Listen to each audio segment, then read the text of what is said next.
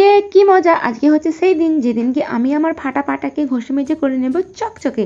তো তার জন্য আমাকে প্রথমে হতে হয়েছে একটু বাহুবলী হওয়ার কারণে আমাকে নিয়ে আসতে হয়েছে বসার চেয়ার, যেটাতে অবশ্য আমিই বসবো। আমি বসার পর সে তো এক রাজকীয় ব্যাপার, বৃষ্টি জল টল গরম করে আমার সামনে একদম হাজির।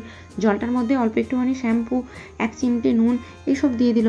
তারপরে আমাকে নিয়ে সে কি টানা হিজড়া, ঘষা মেজা, এ একদিকে টানে তো ও একদিকে টানে, এ পা ধুয়ে দেয় তো ও পা ধুয়ে দেয়।